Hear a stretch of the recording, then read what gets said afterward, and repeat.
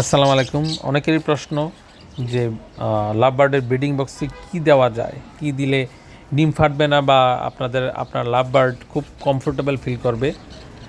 তো এই ক্ষেত্রে আমি একটা সাজেস্ট করব। অনেকেই বলেন যে লাভ বার্ডকে কী দিলে লাভ বার্ড নিজেই নিজের ঘর তৈরি করে ফেলবে। তো এই ক্ষেত্রে দুইটা উপকরণ মাথায় রাখবেন। একটা হলো যে খেজুর পাতার শুকনো খেজুর পাতা, আরেকটা হলো শুকনো ঘাস। তো আমার যেহেতু খেজুর গাছ এদিকে নেই, তো আমি শুকনো ঘাস কালেক্ট করলাম এবং খাঁচার একটা কর্নারে আমি কিছু শুকনো ঘাস দিয়ে রাখলাম। তো দিয়ে রাখার পরে তারা যেটা করলো, একটু পরে তারা এসে এগুলাকে ছোট ছোট করে কেটে তাদের বডিতে লাগানো শুরু করলো। আপনারা দেখতেই পাচ্ছেন কীভাবে বডিতে সে লাগাচ্ছে।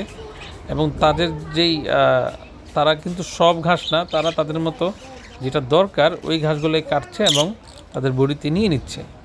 তো অনেকেই আসলে প্রশ্ন করেন, আজকে আপনারা এখানে লাইভই দেখতে পাচ্ছেন কিভাবে তারা তৈরি করে। তো এভাবে পুরো বডিতে যখন তারা এগুলো লাগানোর পরে তারা এগুলো নিয়ে বাসা তৈরি করার কাজে লেগে যায়।